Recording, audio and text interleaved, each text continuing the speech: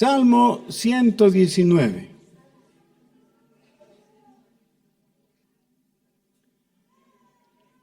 Voy a leer con la ventaja del micrófono, pero ustedes traten de seguirme. No necesitan que su voz se escuche muy fuerte, pero para que leamos juntos. ¿Ya? Salmo 119, desde el 97 hasta el 104, que es uno de los párrafos que aquí está mencionado como mem. Mem en hebreo sería la letra M. ¿Ya? Por eso está con ese título. Salmo 119, 97. Oh, cuánto amo yo tu ley. Todo el día es ella mi meditación. Me has hecho más sabio que mis enemigos con tus mandamientos, porque siempre están conmigo. Más que todos mis enseñadores he entendido, porque tus testimonios son mi meditación. Más que los viejos he entendido, porque he guardado tus mandamientos. De todo mal camino contuve mis pies para guardar tu palabra. No me aparté de tus juicios, porque tú me enseñaste. Cuán dulces son a mi paladar tus palabras, más que la miel a mi boca. De tus mandamientos he adquirido inteligencia. Por tanto, he aborrecido todo camino de mentira. Oremos. Señor nuestro, oramos, rogamos, te pedimos, Señor, que grabes tu palabra en nuestro corazón. En el nombre de Jesús. Amén. En una ocasión, un escriba se acercó al Señor. Esto está relatado en los evangelios sinópticos. El escriba le dijo a Jesús: Maestro, ¿cuál es el primer mandamiento? El primer mandamiento estaba planteado en el sentido no de el orden, sino en el sentido de la importancia. O sea, ¿cuál es el mandamiento más importante? El Señor Jesús le dijo lo que él quería escuchar, pero le añadió la introducción que está en la Escritura, en Deuteronomio. La introducción a ese mandamiento es: Oye Israel, Jehová nuestro Dios, Jehová uno es. Y ahora sí viene el mandamiento propiamente. Amarás al Señor tu Dios con todo tu corazón, con todas tus fuerzas, con toda tu alma. Bueno, esa era la pregunta y esa era la respuesta. Pero el Señor, sabiendo la forma de pensar de los fariseos, los escribas generalmente eran fariseos, ¿ya? Conociendo su forma de interpretar las cosas, le dijo: y el segundo es semejante a este. No le había preguntado por el segundo, pero Jesús añadió, dijo que el segundo es amar al prójimo como a ti mismo. Bueno, esto es lo más importante en cuanto a la ética cristiana. La ética cristiana es reconocida aún por los ateos. Los ateos dicen: no hay mejor construcción ideológica que la ética cristiana, es decir, la enseñanza de Jesús respecto a la moral. Aún los ateos lo admiten. La base de la ética cristiana es el mandamiento de amar a Dios y amar al prójimo. Eso está muy claro.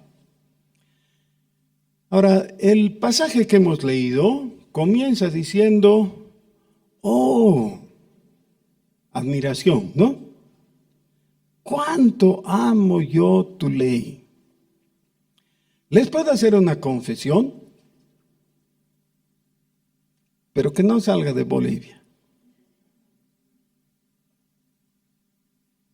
Muchas veces he leído este pasaje y he tenido que admitir para mis adentros, yo no amo la ley de Dios.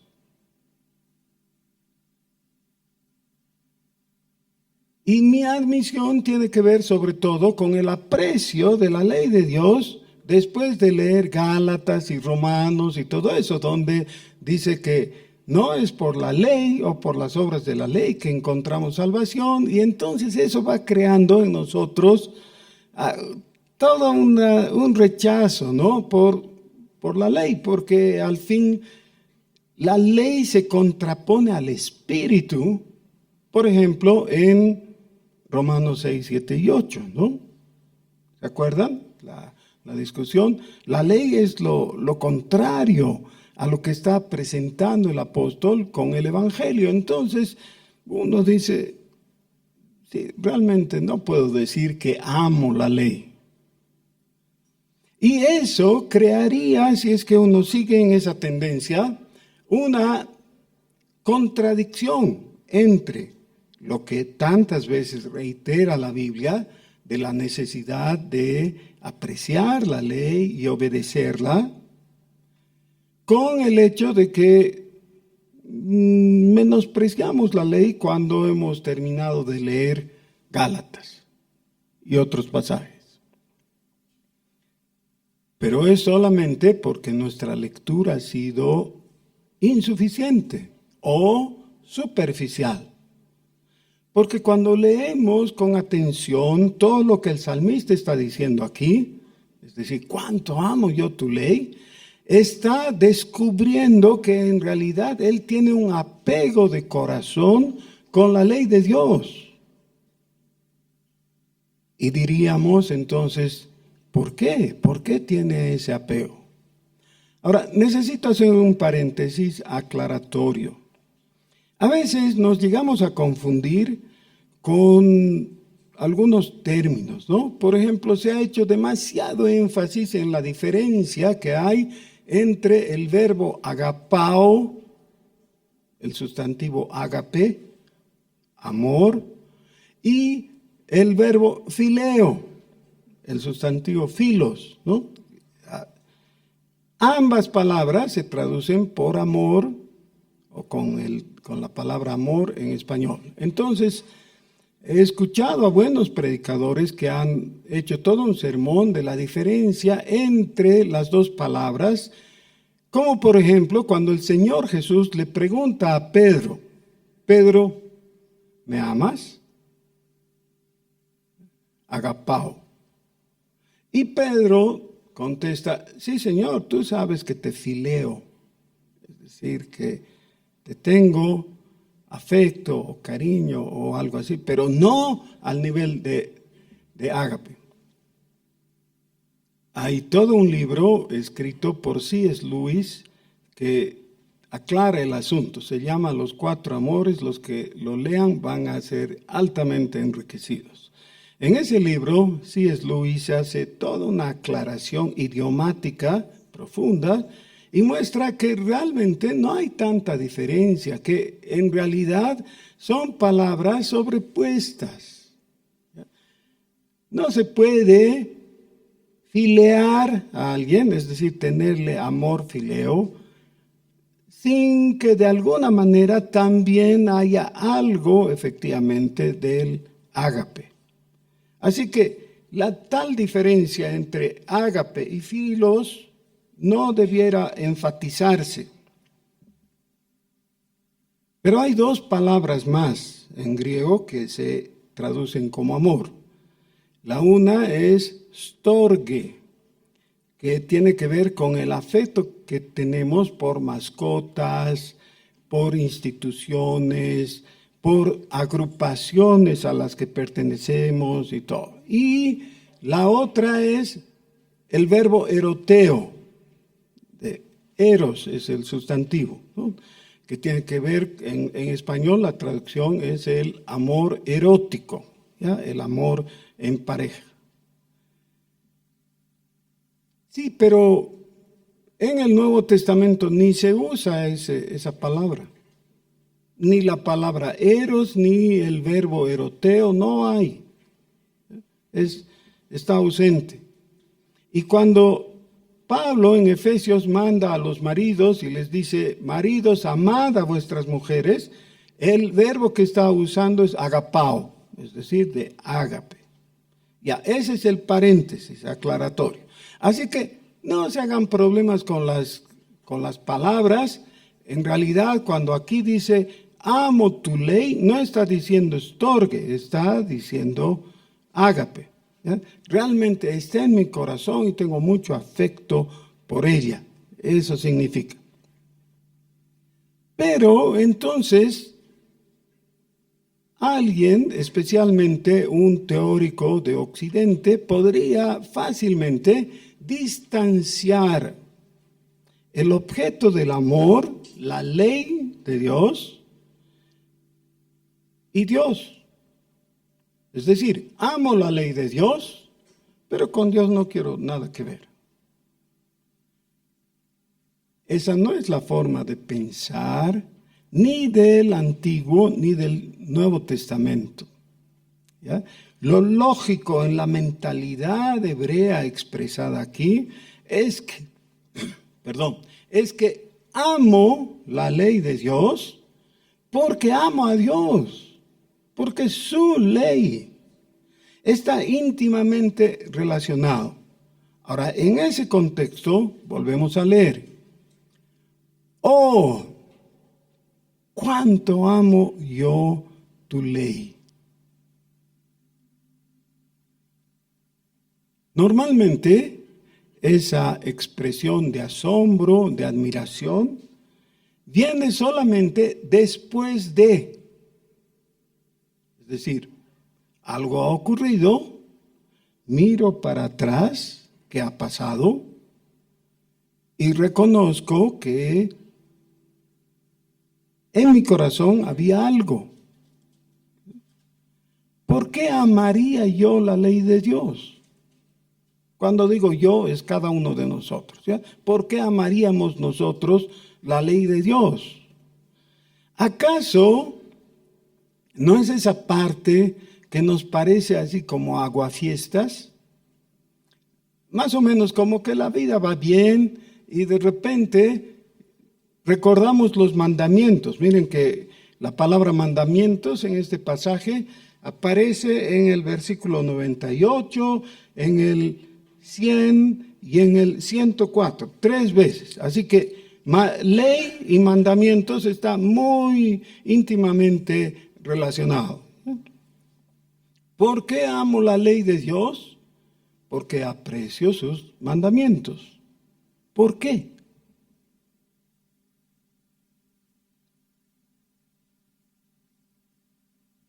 De principio, es posiblemente que simplemente los considero. Pero cuando los amo, cuando los he obedecido, y he descubierto que las consecuencias de obedecer los mandamientos de Dios han sido muy buenas para mí. Entonces los amo. Qué bien que hice al obedecer tal mandato. ¿Cómo me fue? Cada vez que tú observas un mandamiento, vamos a poner un ejemplo muy sencillo, ¿ya? Dice, no robarás. Muy claro, ¿no? Entonces un día estás con la tentación, estás a punto de apropiarte de algo y recuerdas, viene la ley de Dios, el mandamiento, no robarás y no robas. ¿Y cuál es la consecuencia? Te meten a la cárcel. No te meten a la cárcel, pues esa es la consecuencia. Claro. Entonces, cuando ves que la consecuencia ha sido favorable a ti, dices, qué bien que le hice caso a Dios, que me dijo, no robarás. No robé, qué bien. Y lo mismo vale para cada uno de los mandamientos, los cuales empezamos a apreciar en la medida en que hemos practicado la obediencia de los mismos. Eso es.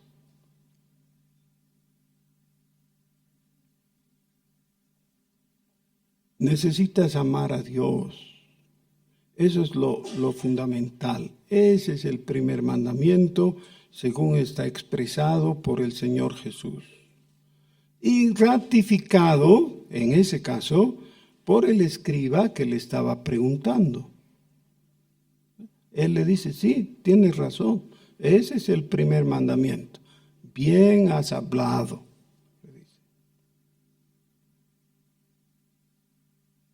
Yo creo que ninguno de nosotros nos atreveríamos a contradecir la palabra y decir, no, realmente no es muy conveniente amar a Dios. No diríamos eso, ¿no? Porque tendríamos que ser muy estúpidos para decir semejante cosa. Claro que eso es correcto, no lo cuestionamos. Pero ahora el Señor Jesús, sabiendo cómo de arrugado es nuestro corazón, entonces, sin que le pregunten, le dice al escriba, y el segundo es semejante, amarás al prójimo como a ti mismo. Y cuando se trata de amar al prójimo, empezamos a notar que hay unas ciertas dificultades, ¿no? Y algunas señoras dicen, ¿cómo voy a amar al sarnoso de mi marido? Quizás con otras palabras, ¿no? Pero esa es la idea. Tú no sabes cómo es esta bestia.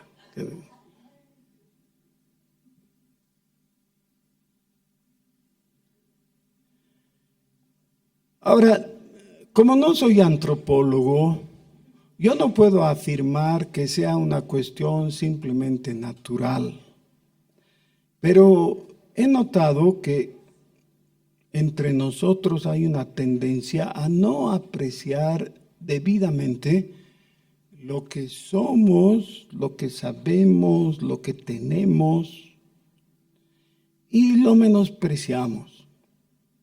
Tomé conciencia de esto porque yo leo eventualmente lo que escriben los de mi grupo de exalumnos del colegio. Es decir, mantienen un grupo muy activo, se mandan felicitaciones, y yo no participo de eso, pero leo los mensajes eventualmente. Hay una chica, cuando digo chica es de 70 y pico, ¿no?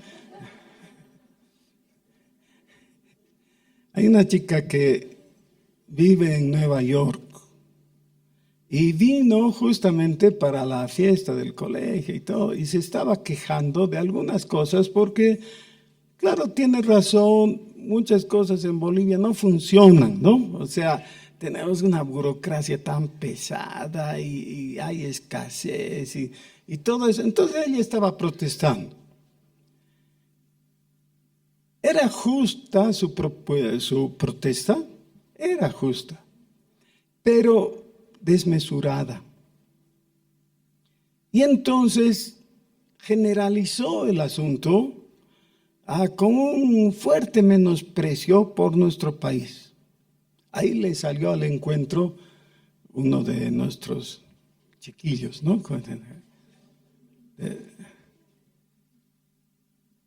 Que ha sido presidente de la Cámara de Comercio, y le dice, está muy mal tu forma de ver las cosas, te has agringado. No es así, tienes que ver lo bueno. Y le empezó a relatar las cosas buenas de Bolivia. Y realmente logró su objetivo, porque yo tenía una posición neutral al principio, pero a medida que iba leyendo su argumentación, le fui dando razón a él. Y finalmente le dice, tenemos que amar Bolivia porque es nuestro país, aquí hemos nacido. Y termina con ¡Viva Bolivia! Y una palabrota, ¿no?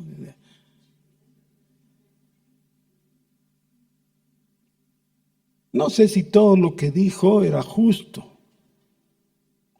pero tenía la intención patriótica. Antes de ayer vimos a Josué. Josué está ahí. Hola, dime. Y lo vi cantar el himno nacional. Y era la personificación de la unción cívica. Así, estaba cantando con ganas. Qué bien. Si va a cantar, que sea con ganas. Yo tengo problemas al cantar el himno nacional. Realmente tengo problemas no canto, porque es un himno pagano.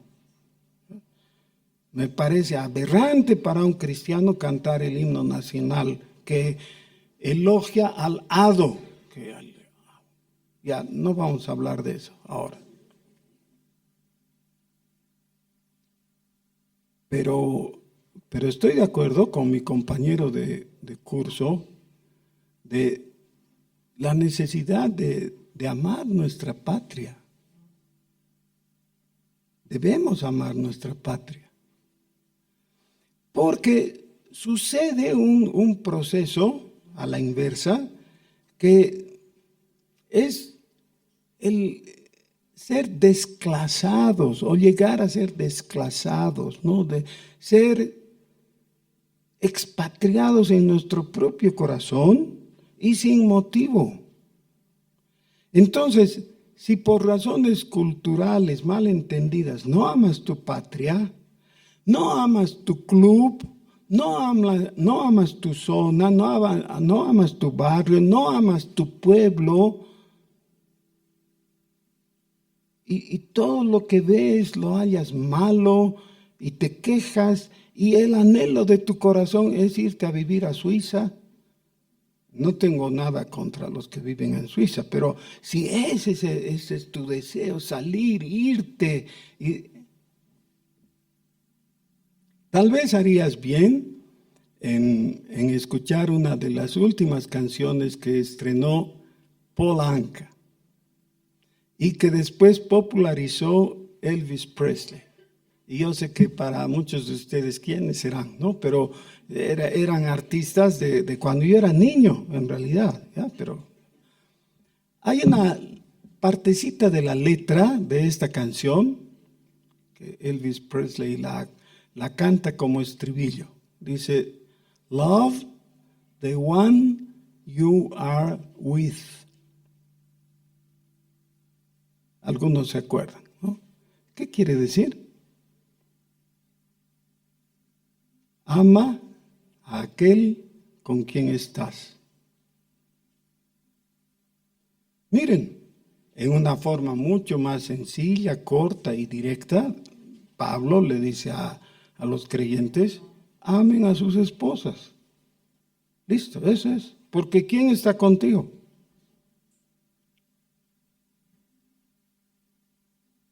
En el barrio donde vives,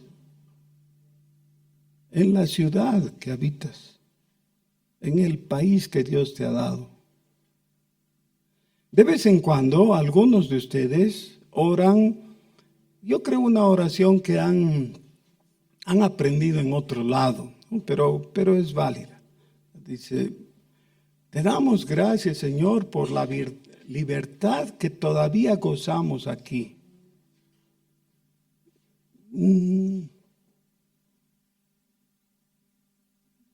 Y es verdad. ¿Es verdad o no? Es verdad, todavía en Bolivia se puede predicar libremente el Evangelio. ¿Saben qué? En el Brasil hay 2 pastores presbiterianos. Y si hay 2 presbiterianos, deben haber 20 bautistas, ¿no? Y 200 pentecostales, así que... Pero yo no sé de ellos, sé de los presbiterianos, porque recibo el boletín presbiteriano. 2 pastores presbiterianos que están en la cárcel por haberse negado a casar personas del mismo sexo.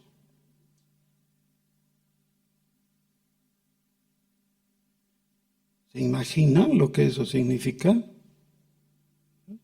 No es que les han amenazado, no, cuando ellos han dicho no, no vamos a pagar, no vamos a casar a personas del mismo sexo, ya a la cárcel. Listo.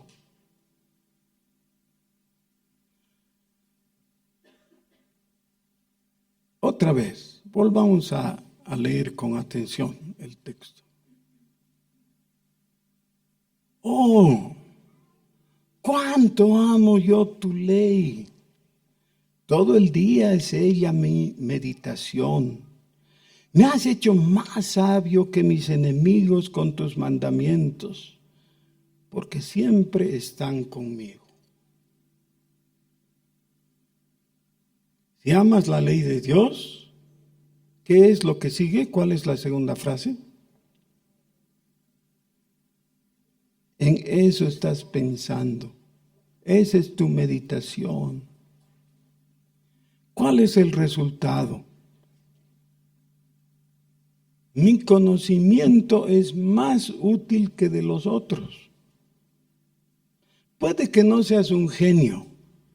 Puede que no hayas alcanzado el nivel más alto en lo académico. Ya, está bien. Pero sabes lo que te lleva al camino de la vida. Conoces los mandamientos de Dios.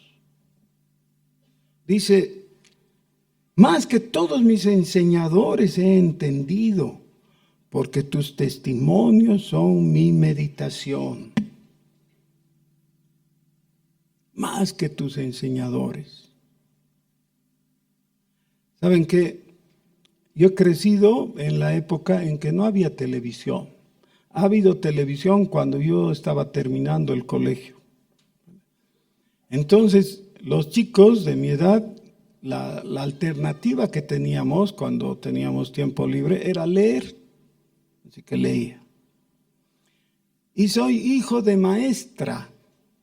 Así que mi mamá tenía sus libros ahí, los típicos de una maestra. Entre ellos, un par de libros de historia que me encantaba. Me encantaba leer la historia y leí algunos de sus libros 2 o 3 veces. Por ejemplo, el libro de historia romana. Me parecía fascinante. ¿Qué causó eso? En las clases de historia del colegio, cuando la profesora estaba enseñando, me miraba para que yo le diga que estaba bien lo que estaba diciendo. Peor que un corcho, ¿no? Pero más que mis enseñadores. ¿Por qué? En ese caso no era cuestión de la Biblia, era cuestión de la historia simplemente. Pero como crecí en la escuela dominical, igualmente todo lo que tenga que ver con lo bíblico, con lo espiritual, yo sabía mejor. Así que pasábamos clases de religión con un cura de San Calixto. El cura de San Calixto iba y me ponía la mano al hombro y decía, qué pena, el único sensato y es un protestante. Porque los otros chiquitos, por molestosos nomás, en realidad no era lo que creían, pero se hacían los ateos, ¿ya? Por molestar al cura, ¿no? Al profesor de religión, y le cuestionaban y le decían. Y claro, yo no, porque en muchas cosas coincidíamos, entonces él decía que era sensato siendo protestante, ¿no? A pesar de ser protestante. Estas son anécdotas simplemente. No estoy tratando de proponerme como ejemplo o algo así. Es el caso de que si estás metido en algo y en eso meditas, ¿qué va a pasar? Vas a saber mejor que tus enseñadores. Ese es el resultado. ¿Y qué tal si lo que sabes es hacer fraude? ¿Qué tal?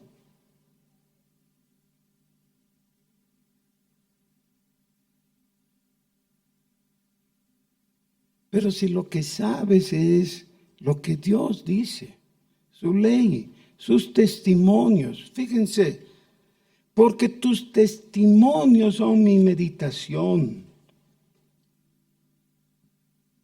Hay un programa en la BBN que habla de la creación. En realidad es toda una apologética sobre el creacionismo. Es una defensa del creacionismo. Entonces, el autor de ese programa, que me parece magnífico, dice, se han encontrado otros tipos de murciélagos que tienen tales características y tal. Todo en el nivel científico popular, es decir, accesible a la gente que no sabe. Y luego dice, esto ya estaba enseñado en la Biblia. Y uno dice, tantas veces he leído ese pasaje y no me he dado cuenta. ¿Por qué? ¿Por qué no me he dado cuenta? Porque no estoy pensando en murciélagos. Sí. Pero los científicos que estudian eso, si lo hacen con la mente abierta, se dan cuenta, sí, pues, ya la Biblia lo dijo, ya lo enseñó. Y esos son los testimonios de Dios que necesitamos y necesitamos reflexionar sobre ellos. Porque tus testimonios son mi meditación, más que los viejos he entendido, porque he guardado tus mandamientos. De todo mal camino contuve mis pies para guardar tu palabra. No me aparté de tus juicios, porque tú me enseñaste. Cuán dulces son a mi paladar tus palabras. Aquí habla de otra palabra que no hemos explicado, que es juicios. Y tiene que ver con el discernimiento de lo que está bien y está mal. Muchas veces nosotros, y especialmente en el mundo moderno, nos quedamos paralogizados respecto a algunas cosas que nos dicen, ¿no? Por ejemplo, oí a una señora que dice que no compra cierto tipo de crema para su cara, para su piel, porque está hecha en base a los fetos que ¿de dónde habrá sacado ese conocimiento? No sé si es verdad o no es verdad, pero ella tiene escrúpulos al respecto. ¿Importa o no? Sí, porque hay una parte ética en el asunto. Y tengo la respuesta, ¿está bien eso o no? No tengo todavía. Pero sé quién tiene. ¿Quién? Dios tiene. Hay que ir y preguntarle a Dios, porque Él no se equivoca. Y a eso se refiere la palabra juicios, ya del versículo 102. Cuán dulces son a mi paladar tus palabras, más que la miel a mi boca. Y ahora encontramos algo. ¿Cuánto amo tu ley? ¿Cómo lo pondríamos eso en mandamiento? Sí. Ama la ley de Dios, ¿no? Eso sería. ¿Qué es lo contrario? Versículo 104. De tus mandamientos he adquirido inteligencia. Por tanto, he aborrecido todo camino de mentira. Una de las características negativas de nuestra cultura es que somos sumamente tolerantes con la mentira. No nos parece mal. Es más, hay personas que hablando dicen, ¿sabes qué? Y entonces fui y luego se da cuenta que no se ha expresado bien. Dice, no, mentira. No fue así, fue así. Y no estaba mintiendo, simplemente se equivocó. Pero él mismo califica a su versión como mentira. ¿Por qué? Porque no importa. Si lo que dije es mentira, ¿qué importa? Por eso, fácilmente voy a aceptar que era mentira. No, muy mal. El pecado de la mentira no es un pecado liviano. Cuando robas, estás atentando contra la propiedad del prójimo. Está mal. Pero cuando mientes, estás atentando contra la integridad de tu Salvador. Porque Jesús es la verdad de Dios. Él ha dicho, yo soy el camino, la verdad y la vida. Jesús es la verdad. Pilato le preguntó a Jesús, ¿y qué es la verdad? Y no escuchó la respuesta. Fue el peor error que cometió en su vida. Tenía el único capaz de responderle. Y no le oyó. Jesús es la verdad. Por eso, lo lógico es que los que creemos en Jesús aborrezcamos la mentira. Eso está diciendo el salmista. Por tanto, he aborrecido todo camino de mentira. ¿Saben qué? La mentira no es un acto, es un camino. ¿Por qué? Porque cuando dices una mentirita, enseguida te preguntan, ¿y es así? Y tienes que ampliar y emitir otra mentira para cubrir la anterior y luego una más. Y haces o creas un lazo sobre tu cuello. Un lazo de mentira. Porque indefectiblemente, si siguen las preguntas, vas a entrar en contradicción. La única manera de mantenerte incólume es diciendo la verdad, porque la verdad siempre se sostiene sola. Aborrezco, dice, todo camino de mentira. Positivo, cuánto amo tu ley. Negativo, aborrezco el camino de mentira. Eso es. Amar la ley de Dios es, en el fondo, amar a Dios. Porque Dios es el que emite la ley. Él es el dueño de la ley, de la palabra, en el sentido correcto en que está propuesto aquí en el Salmo 119. Hermanos, las palabras del apóstol Pablo a los corintios podrían ser apropiadas para nosotros. En 1 Corintios capítulos 1 y 2, el apóstol les dice a los corintios, dense cuenta, hermanos, que ustedes no son los más inteligentes, ni los más sabios, ni los más ricos, ni los más fuertes. Y entonces han debido tener ganas de caerle a palazos, ¿no? Porque los está insultando.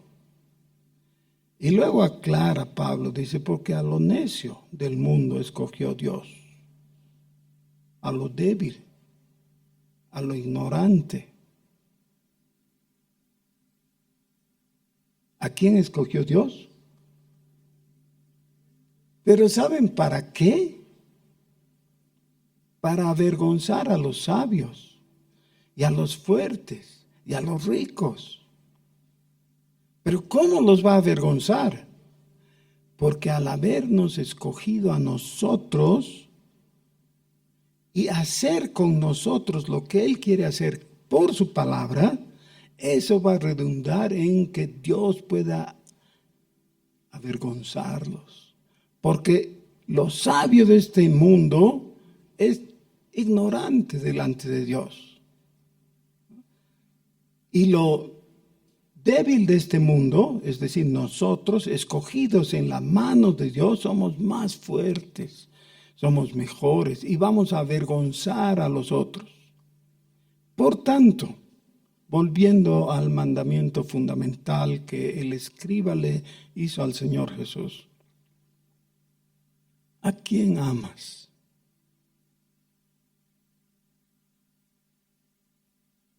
¿A quién amas? La primera cosa que no necesitamos inventar o deducir nada es a tu cónyuge, ¿no ve? O sea, a tu esposa, a tu marido, sí, eso es. ¿A tus hijos? Sí, claro. ¿A tu barrio? Sí, debieras amarlo. ¿A tu ciudad? ¿A tu país? Entonces, ¿por qué quieres irte a vivir a Estados Unidos? Ah, es que estos del MAS y no sé. No, no.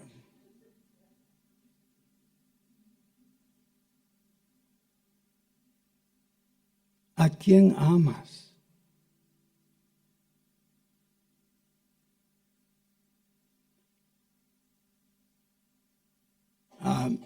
Elvis Presley no era un profeta, ni estoy pretendiendo, pero esa frasecita cantada repetidamente tiene razón de ser. Ama a quien tienes contigo. No pongas tu esperanza en quimeras, en otras cosas y todo. No, aprende a apreciar lo que tienes. Descubre. Miren, el Señor Jesús es Dios.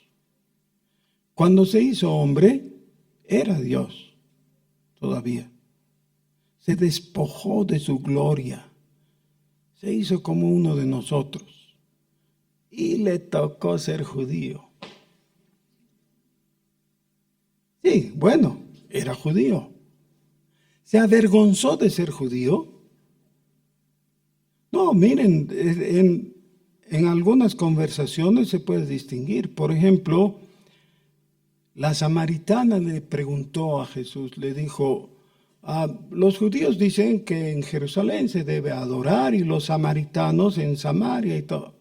Y Jesús le aclaró, la salvación viene de los judíos. ¿Era judío o no? Era judío. No estaba avergonzado de ser judío. Cuando se humanó, cuando se encarnó en un judío de verdad con todas sus características. Somos bolivianos. Amemos nuestro país. No con eso nos vamos a tragar píldoras cuadradas como lo del himno nacional y algunas cosas más. No, tenemos criterio, pero tenemos la responsabilidad de amar lo nuestro. Bienvenidos a Bolivia. Hermanos, vamos a amar lo que Dios dice y vamos a amar la visión, la cosmovisión que la palabra nos da. Y por eso vamos a aborrecer la mentira, el camino de mentira. ¿Está bien? Oremos. Señor Dios Todopoderoso, te damos gracias, Padre. Muchas gracias. Porque tú les dijiste a tus discípulos que el mundo iba a conocerte y creer en el Evangelio al ver cómo se amaban entre los discípulos.